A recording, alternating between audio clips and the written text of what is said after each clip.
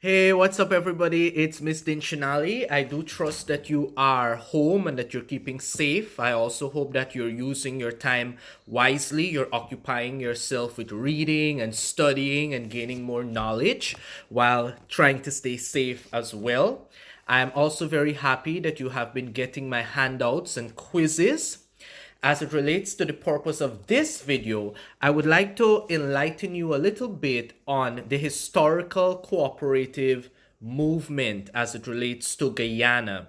I know I've sent you a handout, I hope you've seen it, about the cooperative movement in Guyana and types of cooperative societies. But for the purpose of this video, I would like to read an excerpt from a book I recently read called The Sly Company of People Who Care. It was written by an Indian national called Rahul Bhattacharya. I hope I said that right, yeah. Rahul Bhattacharya. He is an author as well as a sports writer, and he visited Guyana for a prolonged period of time. And he wrote a book called The Sly Company of People Who Care. It is considered to be fiction, but there's lots of truths and a lot of great insights. He did a lot of research about the history of Guyana and the people who came here and that sort of thing. Now, I'm going to read an excerpt as it relates to the early cooperative movement in Guyana from the time of emancipation. So, I hope you can allow me to do that, and I hope that you gain some insights from it. All right, let me begin. At the end of apprenticeship, the emancipated slaves began to leave the plantations. Full of hope, they set about trying to settle the land, an aspiration not as simple as it sounds. They owned no property and had no right to any. The land belonged to the crown or to the planters. To keep the freedom on the plantations, to keep the freedmen on the plantations, they made it impossible at first for the Africans to buy land.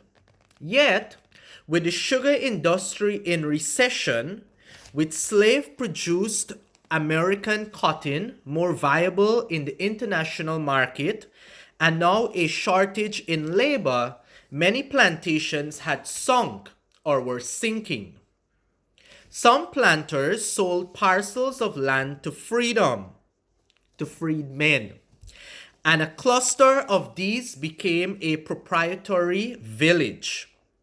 Other freedmen conceived the old African idea, of the village as a collective of and by the people. They would pool their resources together to establish cooperative villages. Each person would be entitled to an equal share of arable land and involved in the running of the village. With virtually no money for their lifetime of labor, with no money in reparations, they had little purchasing power. But by selling crops during slavery, earning a coin here and a coin there during the years of apprenticeship, they had made some savings. 83 freed persons pooled these together and raised enough to buy the former cotton plantation of Northbrook and renamed it with the imagination of the colonized Victoria. The money, the saved coins, still muddy after being unearthed from their hiding spots, they took across in clanging wheelbarrows to cheering in the streets. Buoyed by this success, the collectivist movement caught on. More struggling estates were purchased by emancipated slaves. More villages formed. The residents ran their own affairs, often with a degree of enlightenment. For instance, women had the right to stand for and vote in committee elections.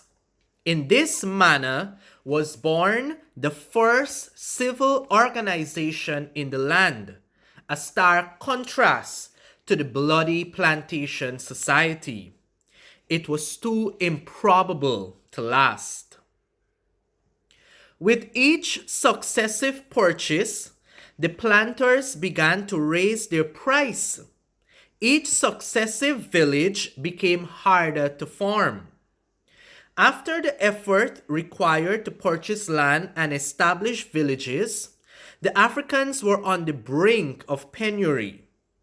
Above this, they were taxed, and these taxes latterly were channeled largely towards bringing in indentured labor, the next step in the evolution from slavery.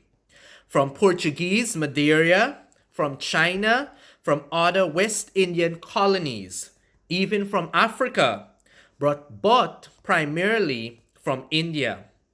This too was a blow.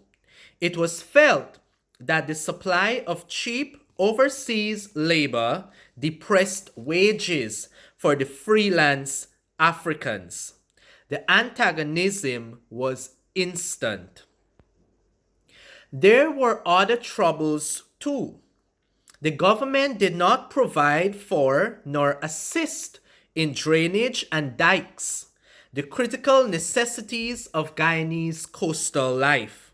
Quite the opposite. To keep the freedmen bound to the estate, planters were known to release water to flood village farmlands. The dream was untenable. Not long after it had begun, the village movement stuttered, struggled, and finally died. African settlement of the coastal country had been partial. Some went off into the interior on gold or balata missions, and later to the bauxite works up the Demerara. Many went into Georgetown and New Amsterdam to seek tongue employment. They became porters, carpenters, welders, hucksters. Most of them had already become Christians. They slowly integrated with the urban white and mixed populations, took to education, and over time there emerged among them a professional class. Low-level civil servants, policemen, nurses, teachers, Western respectable, but largely a serving class.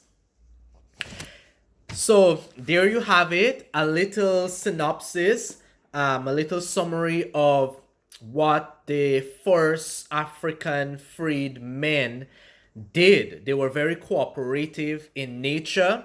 They believed that they could form their own villages and they could do it collectively. They believed in community. They believed in working together and that kind of thing, which is very good. But apparently they were very much oppressed, even though they were freed people.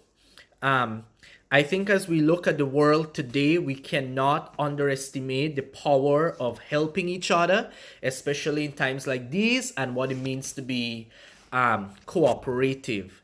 So I hope you enjoyed that, or you at least found it very educational, very informative, and hopefully this is not my last video. Do take care, and you'll hear from me. Bye.